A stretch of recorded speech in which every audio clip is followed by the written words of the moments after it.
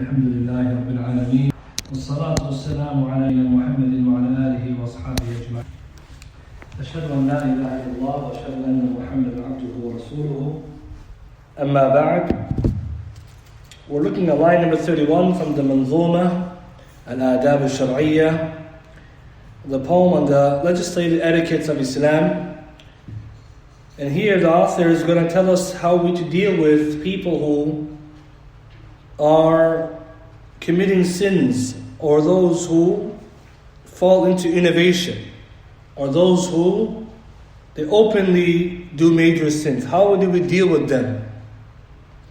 Because nowadays we have people who we know, friends, family, maybe they're doing open sins, maybe they're doing some major sins. Do we cut them off? Do we keep them near? The Shaykh is going to tell us. قال مؤلف ابن عبد القوي رحمه الله: وهجران من أبدى المعاصي سنة وقد قيل إن يردعه أوجب وأكدي. Line 31, he says that boycotting the one who makes public disobedience or makes apparent his disobedience is sunnah. And it was also said that if he will be deterred from doing that action, it's obligatory to boycott them. Here the author, he begins about the ahkam of hajar, boycotting people. And that's our focus for today. So boycotting the one who does ma'asi, who does open sins. Yani they're not sinning in private in their houses, they're openly sinning in public. He says sunnatun. The general default ruling is sunnah to boycott yourself from them. But if you know that if the person will become better or deterred from the sin, if you to boycott them, أوجب وأكدي, then it's emphasized and obligatory. So here, the first thing we need to open now our mind around is the idea of boycotting other people for the benefit of that person. In Arabic, this is called al-hajar. Hajar. And hajar is the opposite of wasl. The grammarians say the opposite of tying the kinship or joining relationships is cutting them off, hajar. And the technical meaning of hajar is at-taqatu'. At-taqatu' is to cut someone off. Nabi sallallahu alayhi wa sallam in general told us Muslims can't cut each other off. Right? وَلَا تَقَاطَعُوا, and don't cut each other off. But sometimes when somebody has a certain problem, major sin, or it's in their benefit, the Sharia allows cutting off temporarily to bring them back. So this is what we're talking about. So taqata', just to cut someone off, is not allowed in Islam. The Muslim is a fellow Muslim. But when there's a maslaha, a greater benefit, this is when the Sharia allows it. This is what we're talking about. We're not talking about just cutting everyone off for no reason. With that being said, the scholars, they say al-hajar, boycotting, is of two types, two wider categories. Al-hajar is two types, categories, bigger ones. And this is in relation to people. Okay, so before I get into this, you could make hajar from sins, just like you can make hijrah from sins. Hijrah, we know, is to migrate. Hijrah is also two types: to migrate physically from one country, one city to another, like non-Muslim country to Muslim country, and hijrah min ma'asi wa dhunub, to migrate from sins. So just like you can cut off sins, I'm not talking about that one. Every Muslim has to cut themselves from sins to the best of their ability. Here I'm talking about people. It could be family, it could be friends, it could be neighbor, co-worker. First type is called al-hajru kulli, or kulliyan, absolute boycott. Al-hajr kulli, or kulliyan, yani you totally boycott the person. The second type, juz'i.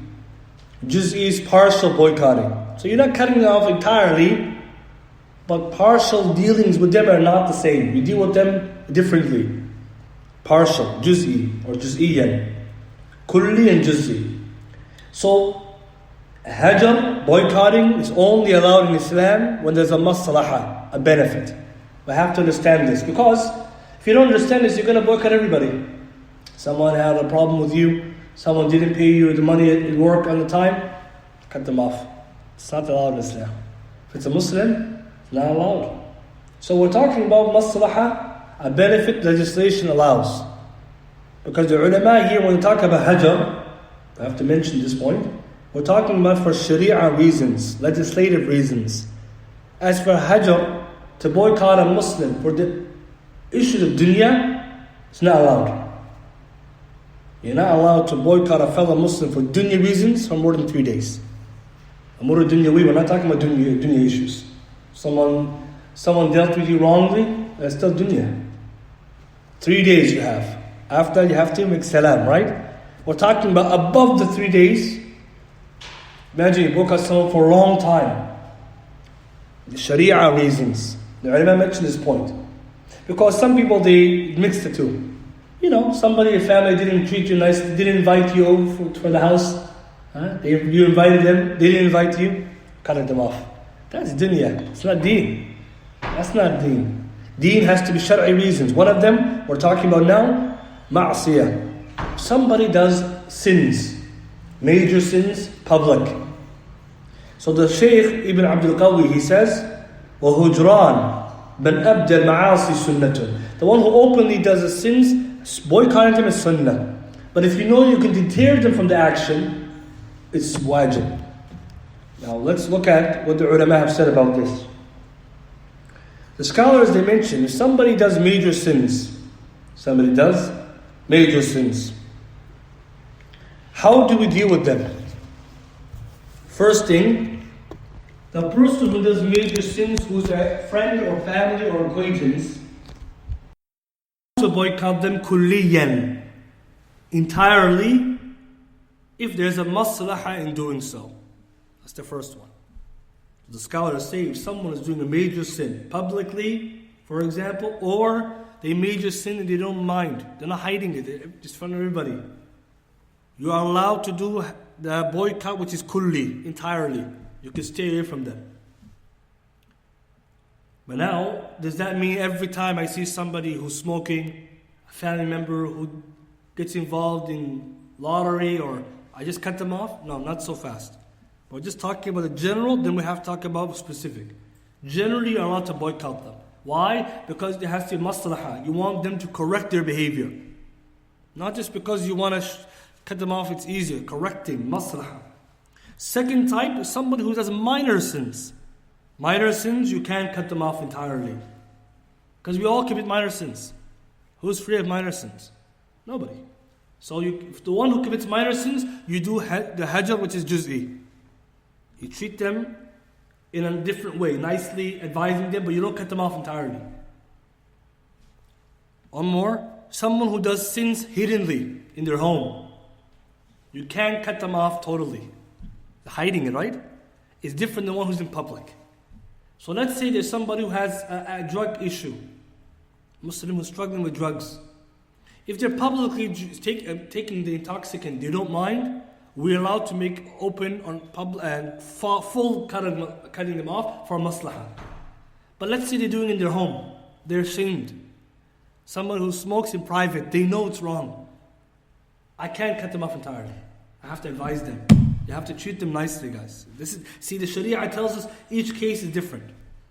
Even if we understand this point, the author says in the next line, because he's a Hanbali scholar, so he's going to take the view of Imam Ahmed, وَقِيلَ عَلَى الْإِطْلَاقِ مَا دَامَ مُعْلِنًا وَلَاقِهْ بِوَجْهٍ مُكْفِهِرٍ مُرَبَّدٍ.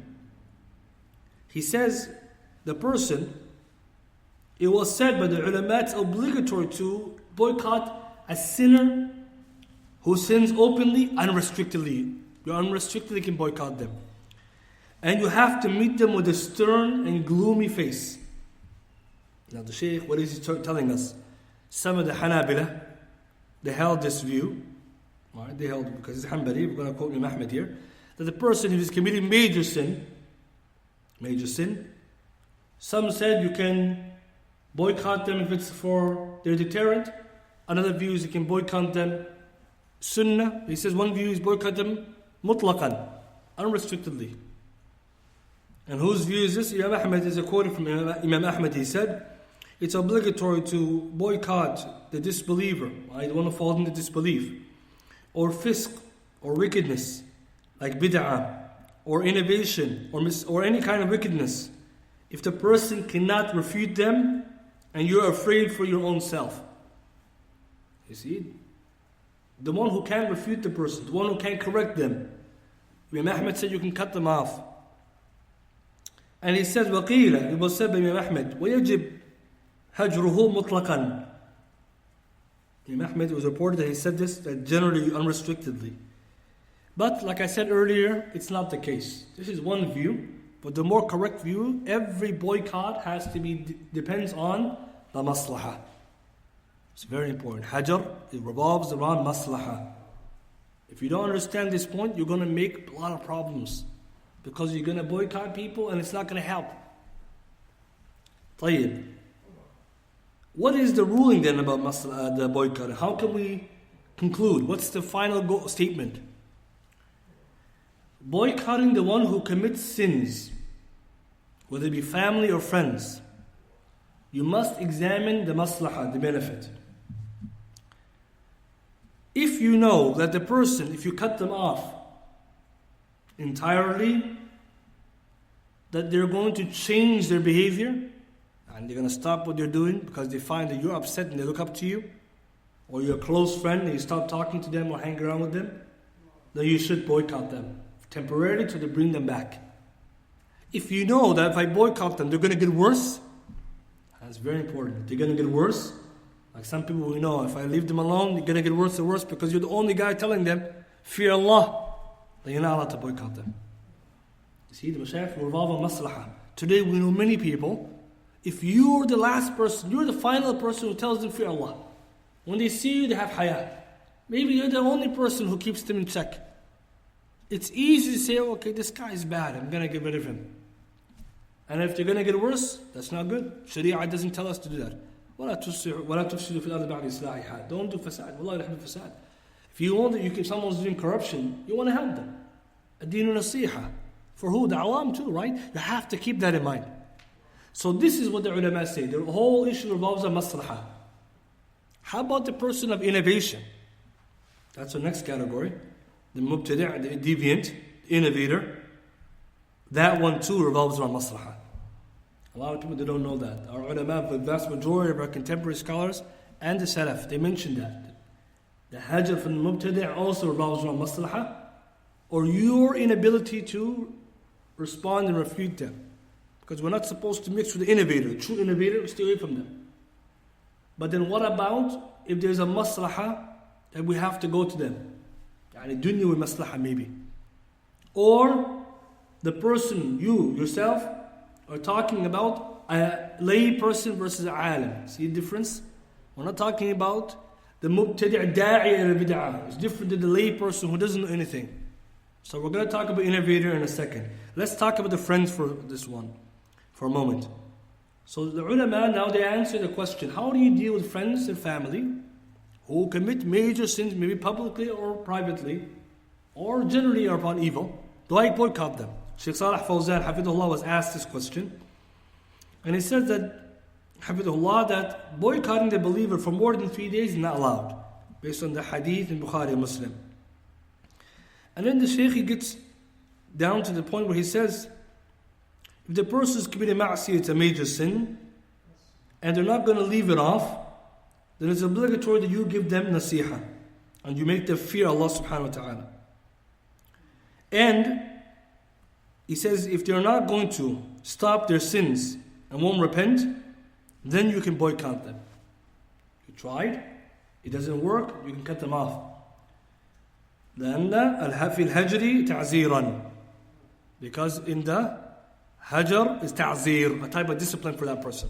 You cut them off so they can get better. However, the Shaykh says, if you're afraid the person will increase the ma'asiyah and that it's going to make a bigger problem by you cutting them off, فإنه لا يجوز هجره في هذه الحالة. It's not allowed to boycott them in that situation. And the Shaykh said that boycotting the disobedient is only permissible من ورائه مصلحة, when behind it is a benefit, ولا يترتب عليه مضرة أكبر, and there is no greater harm coming out of that. This is Shaykh Fawzan, Muntaqa min Fatawa, Shaykh Salih Fawzan, Volume 1, page 273 to 274. You see, it's very important. In today's time, we have many friends we know, acquaintances, online or offline. They're not the best. It's very easy just to block everybody. Right? It's easy, just you block them. You don't talk to them. What maslahah are you going to bring out of that? Especially when today's time, the people of khair are less and less. And people of shar are more. It's end of times, right? Ignorance is more, evil is more. We have to do our part. We should do more da'wah. Be more advising. Ask, talk to your friends, advise them. Give them some kind of encouragement. Don't be the person who you sit with them and there's no benefit. But don't just boycott them until the last straw. You have to try everything. And also added to this, if the person is harming you in your deen, then that's different. You have to boycott them then. If you know, if I sit with this person, I walk with this person, my deen's in danger, I try. Every time I sit with them and getting worse, you have to stop now. You have to keep the distance because your deen is the most important. But today we need to revolve around this issue because many Muslims, they may be avoiding the people around them who they can benefit. You can benefit them, but you see, you know what? I don't want to deal with the person. This person always getting a headache. No one's telling you to sit with them every single day. But you know, once in a while you sit with them, you advise them. And Nabi sallallahu alayhi wa sallam encouraged us to be this way. And this is encouraging all of us to get involved, helping the people around us to become better Muslims. Al-mu'minu alladhi yukhalitu an-nas wa yasbiru ala adahum khayrun min al-mu'min alladhi la yukhalitu an-nas wa la yasbiru ala adahum. Al-hadith. The believer who mixes with the people and he's patient with their harm is better than the believer who doesn't mix and is not patient with their harm. You see, many times it's not going to be easy, but this is what the Mashayikh are saying, because the maslahah won't be achieved. The same thing was concluded by Shaykh Ibn Uthaymeen, Al-Sharh Al-Mumti', volume 12, page 324 to 325. Shaykh Uthaymeen also holds the same view. He says, وَالْقَوْلُ الرَّاجِحِ, the most preponderant conclusion, that boycotting is not obligatory, nor sunnah, nor mubah in and of itself, rather it's an affirmation or an actualization of the maslahah. So he says, if the maslahah is in boycotting, then so. If not, then no. And he explains more and more. And this is actually very important because he also adds another point, the Shaykh, that in general, the Muslim is the brother of the Muslim.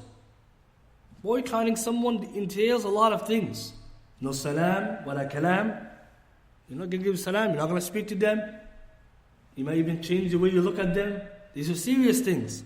You can't apply that to everybody. At the same time, if you don't have an objective, goal-oriented, you're just going to be treating people bad manners. And the Shaykh's going to talk about later how when you have someone who you know, how should you deal with them? It's very important to consider the situation. So that's the position of the Mashayikh and the ulama. Shaykh mentioned line 32 that when you meet the person who you want to boycott, or the one who you are actually boycotting for maslahah, the Shaykh says not to give them salam, as we're going to get to, and to meet them with a stern face. The issue of the salam is going to come in a minute. Alright, the issue of giving them salam. But he says you meet them with a stern face. So now, if you're boycotting someone, one form of boycotting is that when you meet them, you're not smiling in their face. And so not everyone can do this, right? But that's one type of boycotting. You meet them and you're very rough or stern. Another version could be you meet someone and you're not really opening up to them. Give them salam and you're just walking. So there's different types of boycott, different ways of doing it. But where did the Shaykh get the proof that you can be stern with them? Imagine a child and a son, it's the father and son. The father is upset with the child. Their face will show it, right? That's one way to show them, I'm upset with you. Nabi sallallahu alayhi wasallam, he had the best khuluq, right? He, alayhi sallam, did the same. Hadith, Ka'b bin Malik. Hadith Ka'b bin Malik, the long hadith when he didn't, Ka'b and the three others, or the others altogether, the three of them who didn't attend the Battle of Tabuk, that's the proof for Hajar. That's the proof for Hajr. Hadith Ka'b ibn Malik, the long hadith, that's the proof. In the ayah in Surah Tawbah. Some Mashaykh, they did a book just on that hadith. Sharh Hadith Ka'b. The Hadith Ka'b is full of benefits, full. I believe Shaykh Salim Hilali, he has a sharh on this. Very, very, very beneficial. So in that hadith, Ka'b ibn Malik, when he didn't attend Tabuk, he says in the hadith, Bukhari Muslim, the Messenger sallallahu alaihi wasallam accepted the excuses of those who gave the excuses. And they lied. And Ka'b said, I told them I was not going to lie, right? So when they said, when I greeted him, the Prophet ﷺ smiled a smile of anger. He smiled, but his smile indicated anger. So imagine, he gave salam to Rasulullah ﷺ, he wasn't smiling, but he's not really smiling, he's angry. Look at his face. Nabi ﷺ, we know Hadith Jarir, he's always smiling. But when Ka'b is being boycotted, see he changed his face? And we know Allah mentioned the Rasulullah ﷺ in Surah Abasa wa Tawalla. The Rasulullah ﷺ was upset at that time when Ibn Maktoum came to him and he changed his face, he frowned. That's a type of tawbih. If someone comes to you and you change your face, frowning, the ulama say that's one of the beginning levels of someone's rebuking you. You know, it's important when you're dealing, especially with younger people, you don't go 0 to 100. Maybe just by your face they get scared as well, he's upset. You can tell, your parents, you know when your father's upset because his face changed. This is benefit. Ka'b already knew from that hadith, he said, I knew then Rasulullah upset with me because of the way he was smiling. Hadith Bukhari Muslim is a long hadith.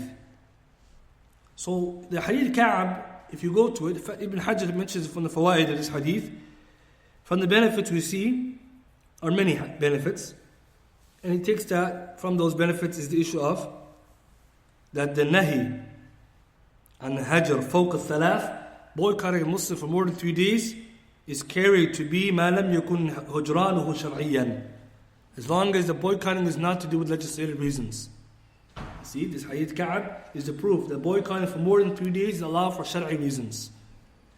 For dunya reasons, you only have 3 days. For example, you two friends, they didn't get along, they had a spat. The 3rd day, they have to give salah. It's dunya. It's only deen we can go above the 3rd. It's very important because some Muslims, they apply the dunya, the deen all the same. You know, this is dangerous, right? Some Muslims have to be a lot more mature. You know, today we have people boycotting on social media for every single comment. Boycotting. Come on, this is not the way.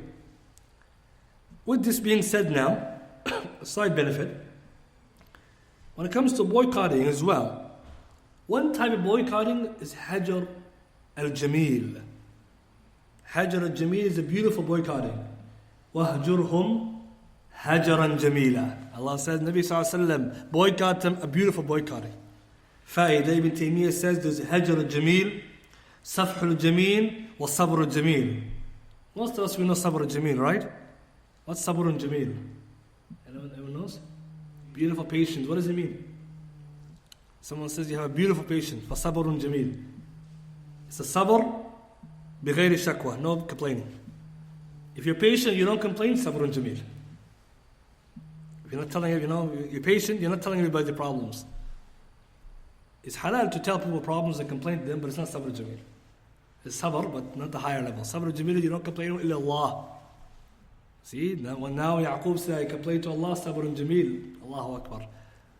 Then there's hajr jamil. We're talking about boycotting, beautiful boycotting. You boycott the person without harming them. You just leave them alone. So imagine you have a problem with them, or the person is religiously problematic. You just leave them alone. Hajr and Jameel, no harm to you, and I'm just going to leave you alone. That's what Allah was commanding Rasulullah sallallahu alaihi wasallam. Hajr and Jamila. Quraysh, boycott them. Jamila, just leave them alone, and you don't harm them. Last one, as-safh al-jameel, the beautiful pardoning, which is to pardon someone bila mu'ataba, without criticizing them. If you're pardoning somebody for a mistake, you pardon them without criticizing them for what they did. Just you pardon them. فَاصْفَحِ الصَّفْحَ الْجَمِيلِ. Allah says, and pardon them, a beautiful pardoning. This is taken from Ibn Taymiyyah, Risalat al-Ubudiyya, page 93. And also Ibn Abdul Qaadir, he also said the same before. Risalat al-Ubudiyya, page number 93. So Sabr and Jameel, some scholars say Sabr and Jameel is also not smiling at somebody. You're dealing with them, but you just No happiness. And this obviously we're human beings. This impacts us, right? We see someone smiling, one friend, and it looks at you and doesn't smile, you feel something's wrong. طيب, the author now, Ibn Abdul Qaadir, he says, rahimahullah. So after we mention all of this, the conclusion is boycotting a fellow Muslim for religious reasons, whether that be somebody is a major sinning publicly, and we're going to get to the innovation in a second, it's permissible. Hadith Ka'b bin Malik is the proof, and we said it can be done if there's a maslahah. If the maslahah is not being obtained, then what do? You must continue to connect with them, but you may perhaps boycott them juz'i, in a more partial way, not completely. Maybe you'll keep distance not to visit them so much, or maybe you will be more careful how you sit, etc. But you're not going to cut them out completely. Maslahah is important, always revolving around it. And we have to also put exceptions. Some people you can never boycott them. Example, your parents. Parents are off limits. You can never boycott your parents, no matter what they do. Family members are the same thing. But family members are a little bit different. I'm going to get to that. A little bit different. Parents are parents. Their level is so high, many ulama say there's no boycotting whatsoever, no matter what. Even if they do the worst harm, you keep away, but you can't cut the ties altogether. You still got to make sure you talk to them, call them, salam, you have to. But the other family members are a little bit different. Right? You're not allowed, and then there's a harm which then makes it allowed. So why we're saying this? Because you can't treat everybody the same. Right? It's not the same, right? But so here, remember this. Now, the author moves to another benefit. Line 33. وَيَحْرُمُ تجسيس على المتسترين بفسق وماضي الفسق إذ لم يجدد. Line 36, the author says, line number 33, it is prohibited to spy upon the one who conceals their sin or wickedness, and the one who committed wickedness in the past if they're not repeating it. So now we're talking about spying on people. It's haram to spy upon fellow Muslims who are concealing their sins. Or they committed a sin in the past, you're not allowed to go and dig it up and bring it out. Today this is a big problem. Many Muslims, they don't care about the a'rad of the other Muslims, the honor. They're going in the files and finding out people's dhunub, which they made tawbah from. What kind of sin is that? The one who tries to expose someone for something they repented from. At-ta'ib min ad-dhanb kaman la dhanba lah. Right? The one who repented from a sin is like one who didn't do it. Imagine you're digging, and especially social media, this is one thing you notice about it. People display one of the worst of manners. It actually exposes how ignorant many people are, because their tasarrufat, their conduct shows they have no qawa'id, no principles. Imagine someone repented from something maybe a decade ago, and somebody finds that information to smear them. You know what it really shows? It shows that you're going to be in trouble next. If you go to that level, Allah is going to expose you.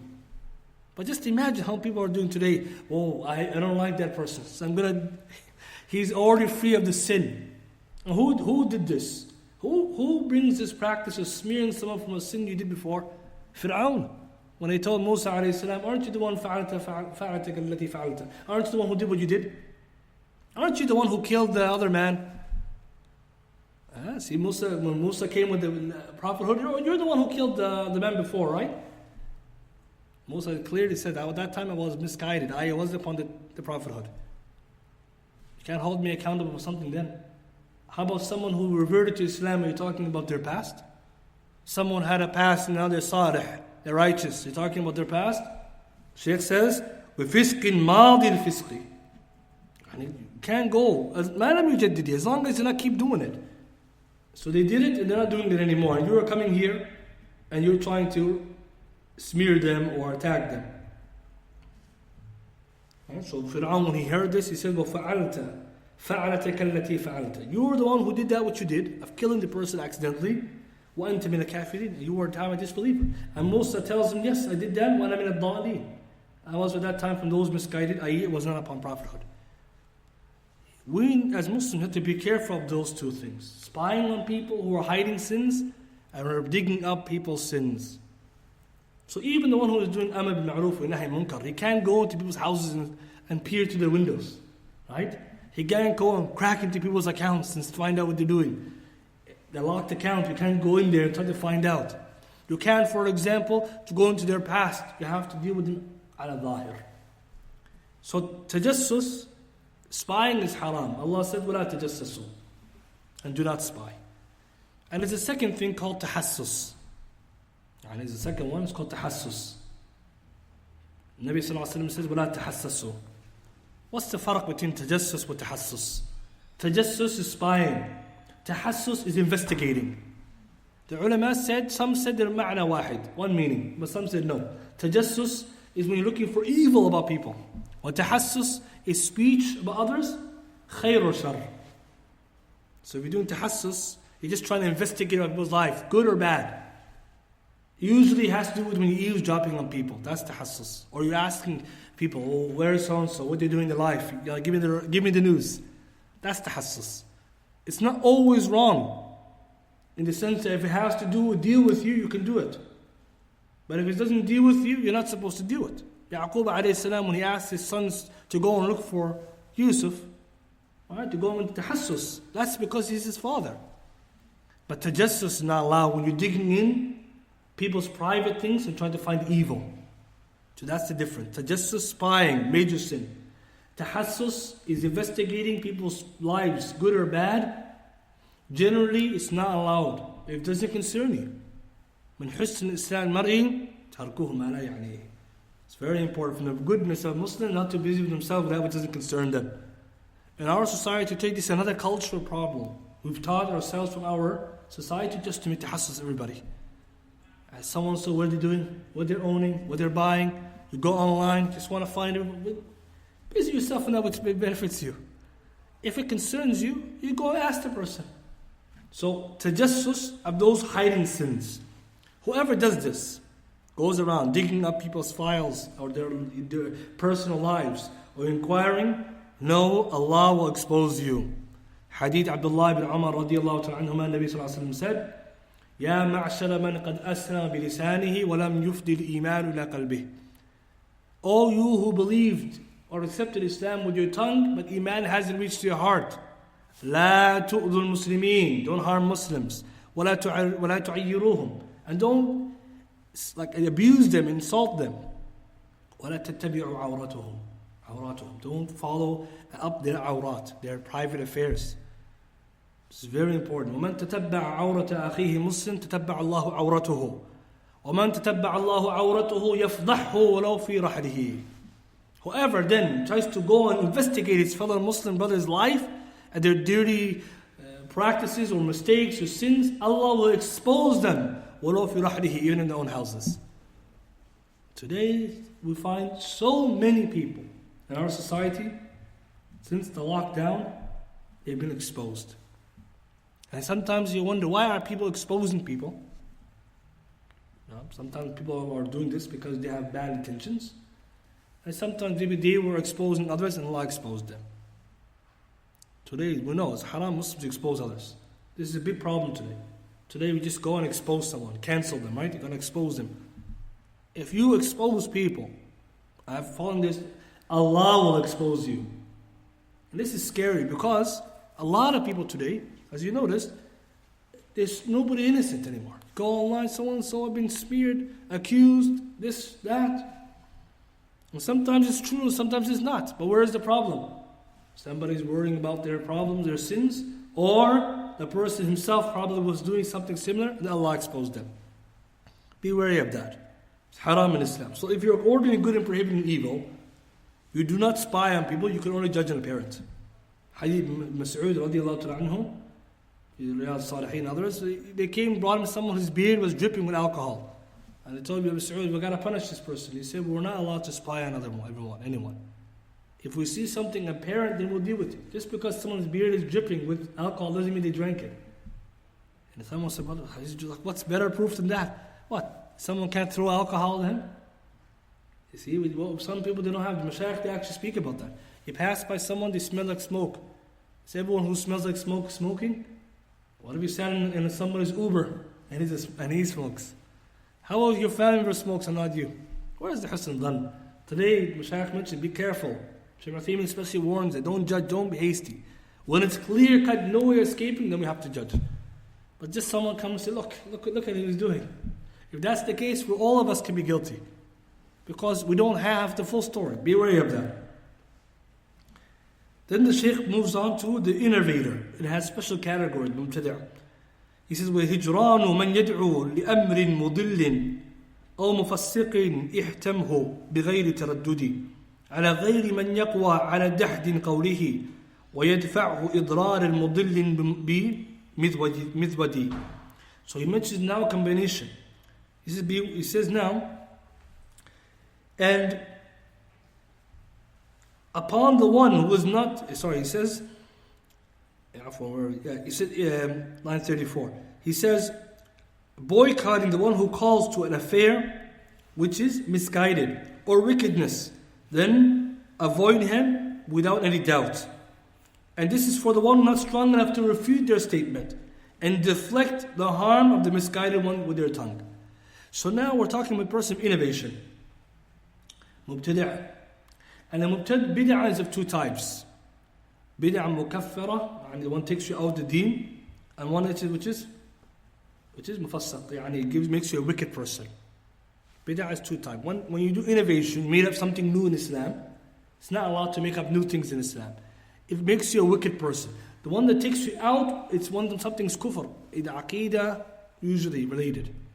So bid'ah is of two types. One that expels you out of Islam, usually someone invented something like, maybe they believe something about Allah which is wrong. A'udhu billah. And the second one, which is in most of the cases, the person falls into innovation, made up new practices that didn't exist at the time of Rasulullah. That makes you not a good Muslim. But now, the innovator is of two types. The one who is the mubtadi', the real mubtadi', who has knowledge of what they're doing, is aware of it, or has been explained to what he's doing. The second one is the ignorant, the lay person who's from Ahl Bid'ah. He doesn't know any better. He's following Bid'ah, but he's jahil, ami guy. Some scholars say the first category is like da'iyah, the one who calls to Bid'ah, defends Bid'ah. Da'iyah al-Bid'ah, different than the one who's ami. So when we talk about Bid'ah, we have to be careful we don't group them all together. Because now the Shaykh's saying you have to boycott the innovator. Who's the innovator? The one who's innovator, declared an innovator, called to innovation, defends innovation, is knowledgeable what are they doing. Not like the one who, he doesn't know left from right. Someone told him a sunnah, he's doing it. You meet him, you have to guide him. Now this is important because if you don't treat the lay person different than the other one, you're going to boycott him. There's some people, they boycott all people innovation. Even miskeen co-worker, miskeen ami, your neighbor, doesn't know anything. You could tell him sunnah, he'll say listen, but you're the one who's da'if. That's the problem. You're the one who's weak. Because the Shaykh says if the person is actually innovator, especially the one who calls to it, defends it, boycott them to protect yourself. And this is for who? The one who is not strong enough على دحد قوله. You can't refute him. Now the question we have to ask is, every person who falls in innovation, you're too weak to tell them it's wrong?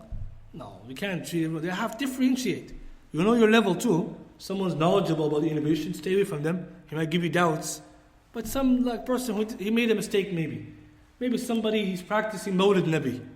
Example, Mawlid Nabi, we know the Rasul never did this. The Prophet's birthday. It's not a sunnah at all. It's an innovation. From the 4th century Islam. Many people do it. Some people try to defend it, some shaykh, but truth be told, there's no dalil. You have a neighbor or your family member who does Mawlid Nabi. They don't know what they're doing. Are you going to boycott them? No, you're going to tell them this is wrong, here's something you can read, listen to, you nicely, because you know he's a lay person, he doesn't know. Versus somebody else who's defending it, he has all the knowledge about it. You know if I go to him, I can't debate with him. He's going to tell me some stuff I don't even know. I stay away from them, and I just leave them alone. Differentiating. Why? Because nowadays somebody may boycott anyone. He sees someone praying wrong, oh, innovator. This one. Everybody, he boycotts everybody. What maslaha? What kind of da'i are you now? Shaykh Muqbil Rahimahullah used to say, the Sunni, he influences others, he's not influenced by them.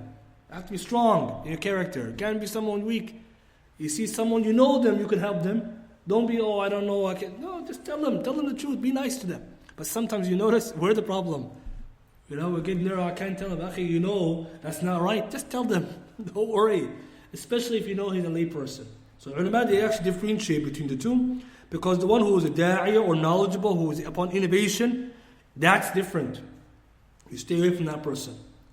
The only one who can go to and advise them to a person more knowledgeable, like alim or strong student, go to them and discuss with them, refute them, clarify. But if you know someone is strong in the innovation, knowledgeable, stay away from them. Don't listen to them, just avoid them. Because you have to protect your heart. So this is important. The ulama, they mentioned this point. And then the Shaykh, he mentioned, Shaykh Ibn Abdul Qawwi, that the one who is able to go to them is the one who's strong enough to refute them and to respond to them with their tongue. And even then there is some conditions. And so you notice the ulama, they're the ones who respond to the people of innovation. Refute them, respond to them. Why? Why do the ulama refute the people of innovation? Aren't they Muslims? Yes, but refutation is a nasiha, a deen nasiha. The ulama say refutation is a bab nasiha. That's why the ulama, they do it. That's number one. Some people think the ulama are just busy in fighting. No, if someone goes off the straight path, they have to advise them. That's number one. And number two, that's the wazifa to ulama. That's their job. The ulama, they're different than us. Their job is to protect Islam. Nabi Sallallahu Alaihi Wasallam said, يَحْمِلُ هَذَا الْعِلْمِ مِنْ كُلِّ خَلِفٍ عُدُولُ. This ilm will be carried in every generation by the trustworthy. That he mentioned three things they're going to do. The ulama, what do? They respond to the bad interpretations, the false interpretations of the ignorant. They respond to the interpretations of the extremists, and they respond to also the misguided and misguided one. The job of the ulama is this. This hadith is Hasan hadith. Again, ulama differ on this hadith. Many ulama may tahsin it. That's the job of the ulama. They're not allowed to sit back and everything's going everywhere. The second type of innovator we mentioned is the innovation which is mufassaqa, and it makes you wicked. Kafara mufassaqa, they do different. First one makes you out of Islam, the other one just makes you a wicked person. That's majority innovation usually falls to that one. Now why we're saying this? You know your level best. بَلِ الْإِنسَانُ عَلَى نَفْسِهِ بَصِيرًا. Look to your situation. But don't treat the lay person like the knowledgeable. For example, at work, you may have co-worker. They don't know much about the Sunnah Islam. What's your job? Advise them, teach them, give them leaflets. You know more than them. Guide them. You have a co-worker or a neighbor, he's very knowledgeable, deeply involved in this kind of innovation, avoid them. But we should not be so sit there and say, oh, I can't help him, he's an innovator. Say, Ami, كَذَلِكَ كُنْتُم مِّن قَبْلِ. Before you were the same. All of us, before we became guided, we were just sitting, but we didn't know anything. Someone came to you. You go to them then. Some Muslims, they forget that. They think everybody is going to come to the hidayah. Someone has to go to them, da'wah. And you have to differentiate between these two. Because at the end of the day, the innovator, who is truly mubtadi', knowledgeable, and you can't refute them, you stay away from them. Now with this, the ulama add something else, which is what the Shaykh is going to say now. وَيَقْضِي الْأُمُورَ النَّاسِ فِي إِتْيَانِهِ. The one who you are allowed to boycott, of the innovator, he says, وَيَقْضِي الْأُمُورَ النَّاسِ فِي إِتْيَانِهِ. However, if this innovator, people, they need him for the hajat of the dunya. Let's say he's an innovator, but he has a maslahah of the dunya, we need some. Maybe he has a shop, maybe he sells food, we need it. Well, he said, in this case, we cannot prohibit the people from boycotting for that dunya purpose. Yes, we don't engage beyond that, but we don't talk about the boycott because people have a need from him. It's very different. See, the ulama, sometimes you see, some of the salaf, they wouldn't give salam to certain innovators, but they will still do business with them. The Khawarij, time Ali ibn Abi Talib, the rebellious group, one of the greatest groups of innovation. They're like the extremists, the terrorists. They used to do business with them because dunya. But deen, stay away from them. See, we have to have more nuanced positions than just, stay them all together. How about people need them? Especially not here, like in a place where you have others you can go to. What if you're in a Muslim land? Or a land where the old majority are like that? It's not easy to everybody boycott all those stores, all those people. The ulama, they mention this point because they understand the maslahah.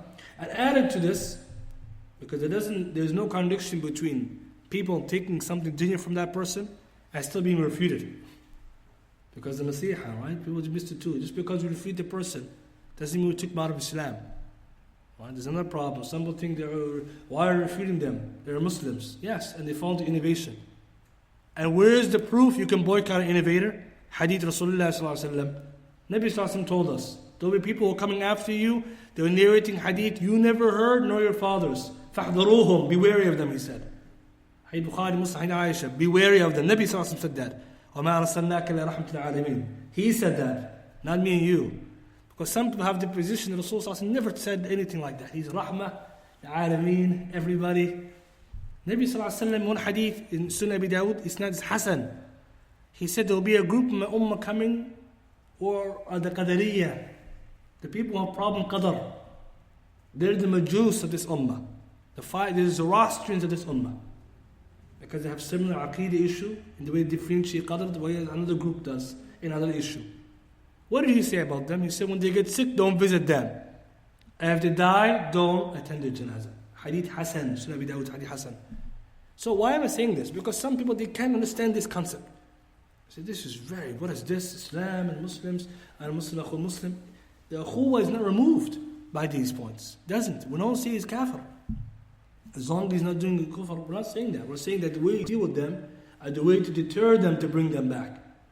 And that's why the person who falls into innovation, now another question, what if the person fell into innovation? Do I boycott them? The maslahah. The ulama say you have to also look to the maslahah as well. And that's why you may notice the one who, as we said, is a lay person, different than the one who's a caller. The one who you give them salam and you leave them is different than the one who you don't give salam at all. And here the Shaykh says example. Line number 36. وَلَا هَجْرَ مَعَ تَسْلِيمِهِ الْمُتَعَوَّدِي. According to Ibn Abdul Qawwi, there's no real hajr if you're giving them salam. So our scholars discuss, can we give salam to the innovator? Many of you read the salaf, what they have said about that. But is it clear cut, like the sense that there's never a time where you can? It's more nuanced. A maslahah also can be taken into. In that if a person is truly an innovator, caller to it, knowledge of it, you don't have to give them salam. But if you also know by giving them salam, it's a way you can bring the person close and give them nasiha, some ulama say you can. And some of them, they take a look between the lay person and the one who's a caller, the one who you know you can't respond to. Just salam and go, because he's still Muslim. Where others, they say the Salaf al-Salih said, don't give them salam. And it's true, the Salaf al-Salih didn't used to do that. And Ibn Umar, for example, when he heard about the Qadariyya, Ibn Umar said, inform them that I'm free of them and don't give them my salam. It's clear, this is how the Salaf dealt with it, but that doesn't apply to every situation. So sometimes we do have to look more into it, but stick to the principles. Alright, so you can't get every situation the same, but you should know yourself as well. If you know, if I'm going to get too close to this person, I should not. Person innovation, I have to stay away. Especially when you can't respond to them and can't give them da'wah. On top of this, the lay person, we said, is different. Treat the lay person, we can't treat them the same. I add something else to this, which is interesting. How about now, here before I get there, Hafid ibn Hajj and Fath al-Bari, when he talks about the Hayy Ka'b Malik, he says here is proof, وَفِيهَا سُقُوطُ رَدِّ السَّلَامِ عَلَى الْمَهْجُورِ عَمَّنْ سَلَّمَ عَلَيْهِ. In the hadith is proof that if the person of innovation gives you salam, you don't have to respond. Because at the time of Rasulullah, when the Sahaba all the boycotted Ka'b Malik, if he gave salam, no one responded. Imagine, Rasulullah was doing that. This hadith Ka'b Malik is very important hadith. Because a lot of people, they don't know this is for a maslahah, right? Otherwise, Rasulullah never did that. Remember another hadith in Bukhari Muslim, one day a man came, the Nabi was using the washroom, a man passed behind him, he gave him salam, the Prophet didn't respond because he was using the washroom. And then when he finished, maybe he came back and apologized. He said, I was in a state, it wasn't state of tahara. He apologized to him. Because in the time of the Sahaba, not giving someone salam is a big deal. Nowadays, subhanAllah, a lot of salam is missing. People don't give salam to some people as if it's normal. Just show you how the Sahaba, if you didn't give salam to somebody, it's a big deal. It means a problem. It's a problem here. Hadith Bukhari Muslim, when Nabi Sallallahu Alaihi Wasallam passed away, the Sahaba was so distraught. Correct? Because everyone saw it sad that Rasulullah passed away. Sallallahu Alaihi Wasallam. So one Sahabi gave salam to Uthman, and Uthman didn't give him a reply. So the Sahaba was shocked. I gave him salam, he didn't reply to me. So he went to Umar al-Khattab and complained. And he brought Uthman and said, why didn't you give him salam? He said, I was so out of it because of the death of the Prophet, I didn't hear him. So he apologized, but he took it very seriously. I gave him salam, he didn't reply. Nowadays, Allah musta'an, you may come to the masjid salam and everybody says salam. So we're living in bad times. We have to revive this and afshu salam bainakum. Because nowadays this is the problem. No one's giving salam. Then, what about, so that's the innovator, we said. Generally you don't give salam, but there's sometimes you can, especially laity. I said interact with them, try to guide them. And some ulama said in a situation where the person, you give them salam, then that's it. Don't say anything after that. But if you know the person's innovator, strong motivation, avoiding them is best, and you're not blameworthy, you don't give them salam. You're not. Because of the statements of the ulama, and you're also protecting yourself. But again, one reason why I mention this is because the ulama have many fatwa about these issues and how to interact with it. So the asl is, the innovator knows salam. That's the asl. But there can be some situations where the person gives them salam and doesn't say anything. There's some fatwa from Shaykh Muqbil and others about that. How about the person who's openly sinning? We said you're not supposed to generally give them salam, because now the author is going to say, and this is the last line, what if you see someone doing open sin? He says, وَحْذَرْ. He said, وَحَذْرِ الْإِنْتِفَاءِ تَسْلِيمِ فَوْقَ ثَلَاثَةٍ. Beware of not giving salam or denying salam over 3 days. عَلَى غَيْرِ مَنْ قُلْنَا بِهَجْرٍ فَأَكِّدِي. For anyone who else, or besides those we've mentioned, you have to boycott. So an example, you come by somebody who's doing a major sin. Let's say you pass by somebody who's smoking. Shaykh Mu'taym mentioned this fatwa. In liqa bab maftuh. Imagine you come to somebody who's smoking. You want to tell them not to smoke. Should you give them salam first, then tell them, or you just don't give them salam because he's doing open sin, and then tell them you're also wrong? Which one of the two is going to help the person open their heart? Because imagine, you didn't give them salam, then you told them you're doing wrong. The person's just going to get out of here, right? You didn't even give me salam. So Mu'taym says, in this situation, we know the person, you have the right not to, because this is actually a proof. Someone does a sin, major sin, you don't have to give them salam. But Shaykh Mu'taym says, here, it's very important. Give him salam, and then speak to him and tell him why it's haram. This will be more likely to soften the person's heart to leave off the ma'asiyah. Because if you just come and tell him, don't do that, and you didn't give him salam, he won't even listen to you. Because you're treating him so roughly. But imagine you say, Salaam alaikum, how are you doing, uncle? What are you doing there? He's going to feel already haya. And then you talk to him nicely. And so you can see that even though, generally speaking, you don't have to, the situation can change from time to time. And this is added to the point that we want to mention. Today we live in a time of weakness, i.e. the people of khayr and sunnah. This is a time of rifq. We have to use leniency. And you have to always think carefully about the end goal. How can I bring this person closer to Allah? So I can't just take the principles dryly. I have to also understand when the maslahah is there, and I have to examine it myself. But when in doubt, stick to what you know. But if you think carefully, many people today, they're not going to just change if we're not going to give them some help. So that's the last line in this section. And this subject, obviously, it's a very big one. The ulama have written about the subject of hajar, and written books about it, and they've written also about how to do it, etc., because it has a lot to do with our society. I want to mention now just one more benefit. Family members, we said you cannot boycott family members, especially parents. Some ulama said that the parent cannot be boycotted for a blink of an eye, because the parent is the parent. And when we say boycott, cutting them off entirely, no salam, no visiting, no calling, nothing. You can't do that. But what about certain family members? When you visit them, they just harm you. It can be a very hard time. Some family members, they give people ayn, evil eye. Even heard some family members send magic on other family members. So no one's going to say tie the kinship with those family members. We're going to harm you to that. Ibn Abdul Qaadir says, وَأَجْمَعُوا. The ulama have agreed. على أنه لا يجوز الهجران or هجران فوق ثلاث. You can't make hijrah beyond 3 days. إلا لمن خاف من, except for the one who you're afraid from his speech, or speaking to them any kind of wickedness to your religion or yourself or your dunya. In that situation, it's permissible to boycott them. And it says here a nice benefit. وَرُبَّ حَجْرٍ جَمِيلٍ خَيْرٌ مِّن مُخَالَطَةُ مُؤْدِيَةٍ. Sometimes boycotting beautifully is better than mixing with harm. Which means even certain times, situation family members can be cut off. Not parents, others. But remember, when we say boycotting, it means there's many levels. No dua for them, no money sent to them, no salam, no visiting, no calling. So just because you don't do one doesn't mean you don't do the other. For example, if I visit their house, I can't sit with them. Too much problems can happen. Arguments and going to make fun of me and the deen. So what do? I call them. Assalamu alaikum, how's everything? Everything's good? Okay. That's how you tie kinship. You send them money when they need to tie kinship. Make dua for them, that's tying kinship. One hadith, Muslim Ahmad says the lowest level of salam is to give them salam. Lowest level of tying kinship is giving salam. It shows you that there is levels. But you don't go 0 to 100. Unless, like we said, there is actual harm. Some family members, like we said, they're harming the children. They're giving their family members evil eye. Some are doing sihr on them. No one's going to say, go and visit them and mix with them. Added to this also, the last point, it says, وَرُبَّ حَجْرٌ جَمِيلٌ. Sometimes beautiful, boycotting is better than mixing with harm.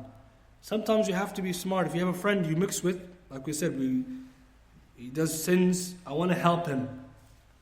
I have to be reasonable. When I'm getting affected, I have to cut him off nicely. Some people say, I'm trying to help him, and you yourself become like them. When jalas is jalas, whoever sits resembles. You can't be helping someone, you become the same. That's why you have to see where's the flow going, your way or his way. Some people you can't tell. So I'm trying to help them. So why is the person not getting better? You have to dictate the terms as well. You go out together. Whose terms? Theirs or yours? The Sharia, right? So we go out together, we're sitting together, halal place. We're trying to talk about Allah. We're not going to sit in a haram place. I'm trying to help them. You already bring yourself down. So sometimes remember that رُبَّ حَجْرٌ جَمِيلٌ خَيْرٌ مِنْ مُخَالَطَةٍ الْمُؤْذِيَةِ or مُؤْذِيَةٍ. Sometimes you have to be honest and say, you know what, this is too much. I have to just message this person. I can't visit them. And also we should be fair with each other. The best way to deal with people is just tell them like it is. You don't have to give mujamala, but sometimes you have to have mudarat. What I mean by that is that sometimes when you want to order good and prohibit the evil, mujamala is to flatter people. Then there's mudahana, lowering yourself. Then there's mudarat, which is dealing with people nicely. Levels. Ikhwan, we have to know there's levels dealing with people. For example, sometimes you be nice to somebody, but at your expense of your values. That's not allowed. You try to compromise a little bit for them, they will compromise for you. It's not allowed in Islam to do mudahana. Mudahana is to lower myself for them. For example, I believe what we're doing is haram, but for the person's sake, I'm going to do it. No. I'm not allowed. Mudarat, it means you treat them nicely, you correct them nicely. So you're going to tell them it's haram, but a nice way. Very nice way. That's the difference. You're going to explain to them. You're not going to say, okay, I have no choice. Okay, let's do this. So a simple thing, you see somebody who's doing something wrong. The way you deal with them, the way Nabi sallallahu alaihi wasallam dealt with them. Mudarat is to treat nicely the ami, the ignorant, with rifq, with ilm and hikmah. Nabi sallallahu alaihi wasallam, when the man came to the masjid and urinated, look how he dealt with him.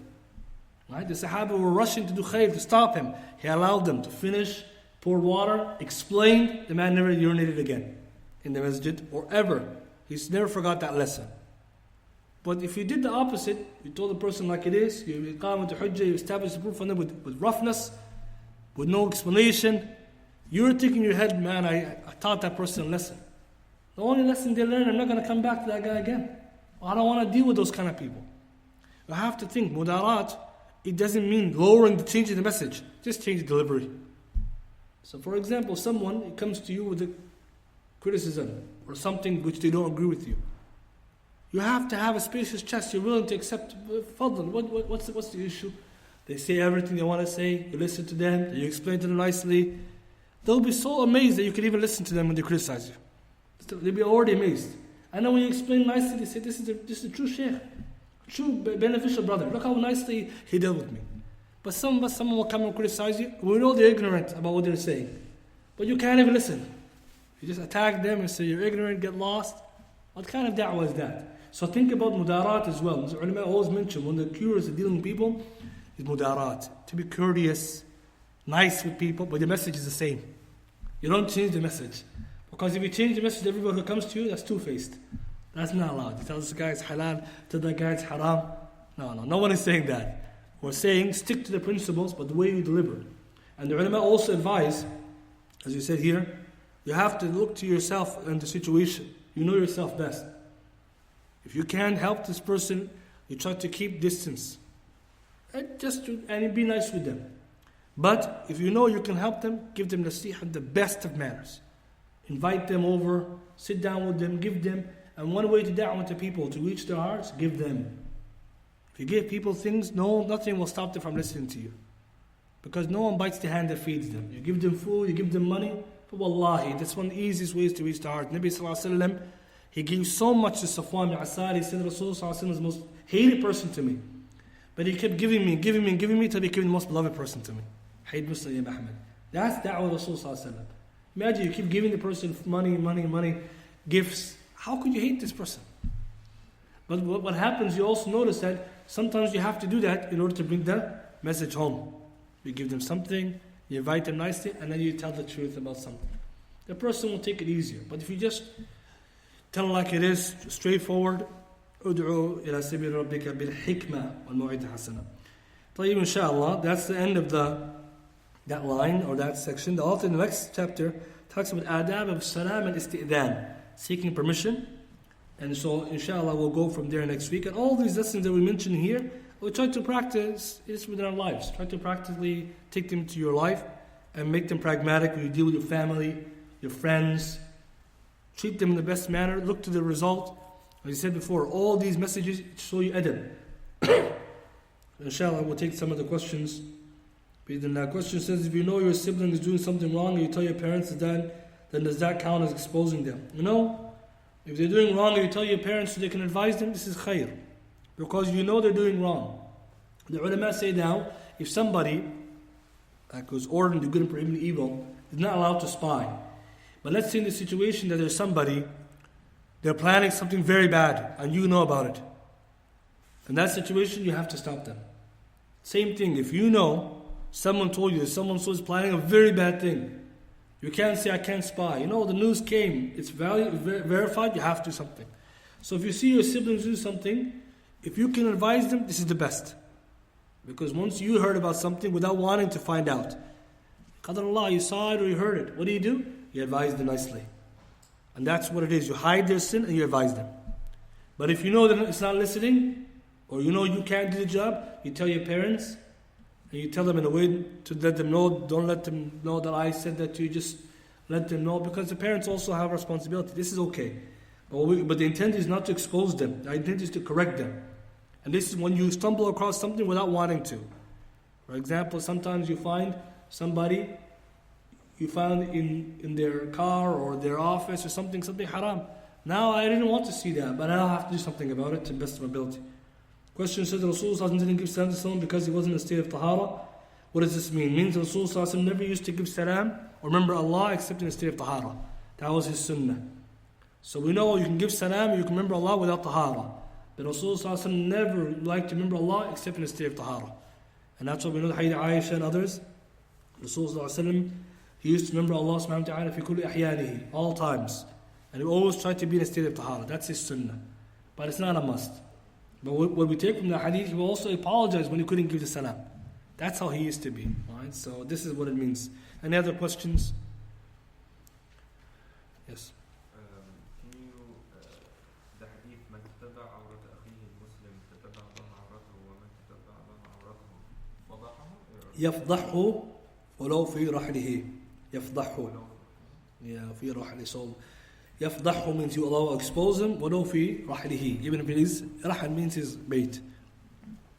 It's very important not to expose people, yeah. And also the hadith that you mentioned, من حسن إسلام المرء تركه ما لا يعنيه, is that authentic?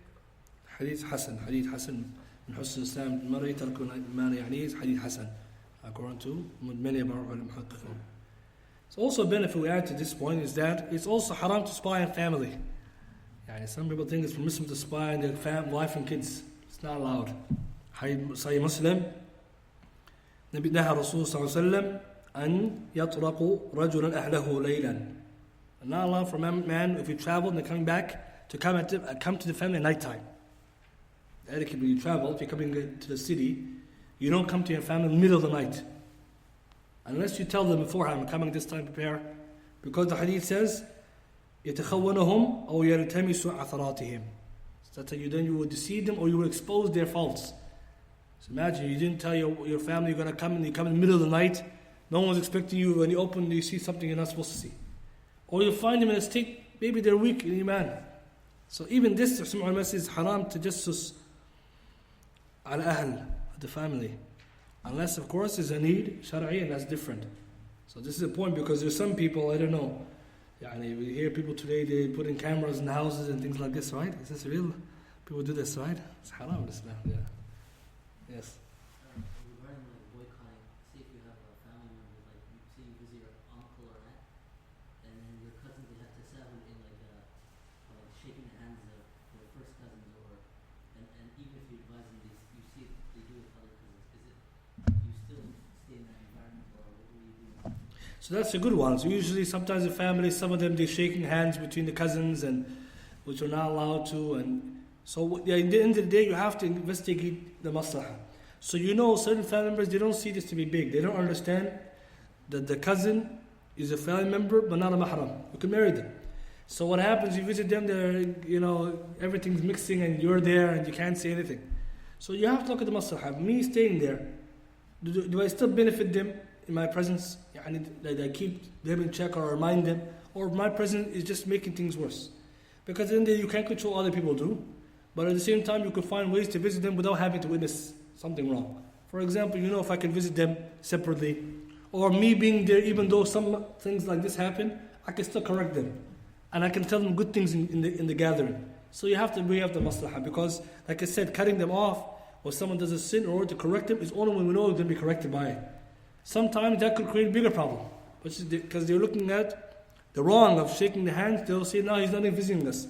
And then they're going to establish a big fitna, say this guy is a really bad guy, And especially religious people, they only know so much about us. They can only tell so much. So you have to balance between the two, and slowly people will get better. And this is one thing you notice about family. The longer you stay around them and try to advise them, as time passes, people will improve. Especially if some of them improve, it can help you swing the tide. Because it only takes 1-2 people more practicing, now you're the majority. But in the beginning, you're in the minority, you have to work on someone to get them to come onto your side and make a case about something. So you have to read the maslahah, because it's easy to say, I'm not visiting, but then now a bigger problem, they say they're cutting us off. And then they're going to complain to your parents, this guy is cutting us off, and then they're going to make so you have to weigh these things. Wallah ta'ala alam. Yes. In regards to being patient with people, what is it? The difference between being patient and then the source of something is to get really upset and face it. So being patient with people when they're committing sins and mistakes versus cutting them off or being upset, we have to weigh the situation. We have to give people the benefit of doubt. If you meet somebody first and they made a mistake, always we have to treat people as if they don't know what they're doing. They don't know any better. Always you have to imagine someone's either ignorant or they forgot. You give them advice. It didn't work. Later on, you try again. You work until you get to the point where you say, okay, this person knows and is still doing it. And I know if I get more upset with them or separate from them and boycott them temporarily, they're going to take it seriously, then I have to do that. But if I know this person, all I can do is advise them, I have to keep advising them. Because at the end of the day, I'm trying to prevent myself from making the situation worse. So you don't go and meet everyone and just cut them off. The same way that somebody who's close to you, it's not the one who's far. So for example, someone could be very close to you. They know they're doing wrong things. You can just give them a voice message and show them how angry you are, they'll change. Because they really know. But other times you have to be careful, because people, their iman goes up and down. Always err on the side of caution. Nabi Sallallahu Alaihi Wasallam is always patient with people. But when he was harsh with certain Sahaba, because they knew better. Like the Hadith Mu'adh bin Jabal, when he made the mistake of leading too long Salat Isha, Rasulullah was very upset with Mu'adh. Versus the man who urinated in the masjid, he didn't know any better. Rasulullah was lenient. Or the man who spoke in the Salah. So we have to weigh out the person also, the situation. What did they know, what did they don't know? But being patient means you actually were patient with them. Sometimes we want people to change immediately, and you yourself never change like that. And so why would you expect that wants to change? Maybe you give the person an ultimatum, some people. Give you 1 week to gotta stop what you're doing or else. And how is anyone gonna change when you tell them like that? Because some people, you find that they want people to come at their level. Work with them to the best of your ability. Remember yourself, and also remember, once you find yourself being harmed as well, because you're giving them nasiha, but your deen is being affected, that's another time where you have to say, okay, I cannot no longer mix with them the same. I have to move away. So move in the progress we said. But at the end of the day, Rasulullah was very patient. And we have to teach ourselves to be more patient. We're lacking that patience, generally speaking. Right? Because it's easy to cut people off, and it's very hard to work with people. May Allah make it easy. Any other questions? Yes. On the topic of investigation, how does someone investigate someone who claims to basically be a da'i or teaches the people their deen, but their hal is basically not known? So, investigating the person who you want to learn from, you have to ask those who know them better. Go and ask someone who knows them better about what their knowledge is, how much knowledge they have, where they study, this is the way you go. You can also listen to what they teach and read. If you have more knowledge, you can investigate yourself and see. But typically speaking, if you don't know someone's qualifications or knowledge, you go and you ask somebody who knows. This knowledge is religion, beware who you take your knowledge from. So obviously you have to go and check. But that doesn't mean now that you're responsible. You can ask someone more knowledgeable and say, do you know this guy's good or not? Because that saves you a lot of time. Right? The one who knows is not like the one who doesn't know. And for you to spend time listening, maybe it will take your time. And sometimes you may even find out later the person's bad, but you already listened to them a lot and you like them. And so always, if you're not sure, you just be passive and ask someone who knows better. And that person hopefully can give you the information you need. But the responsibility of the person who's learning is not to investigate everybody, but to find out those who are benefited from are upon the sunnah, correct methodology, mu'taqid is sahih, the aqeed is correct, wa manhaj is salim, and the manhaj is salim. It's very important. Those are two things you're looking for. And also the husn suluk as well, good manners and behavior. Allahu a'lam. Any other questions before we end? Next week what we'll do, we'll go to the next part of this poem, where the author talks about the etiquette of giving salam, greetings, and seeking permission. It's a very important topic because, as we said, giving salam is one of the huquq, the rights of the Muslims, so there's etiquette, and inshallah this will help us to improve our etiquette. Subhanakallahumma wa bihamdika ashhadu an la ilaha illa ant astaghfiruka wa atubu ilayk.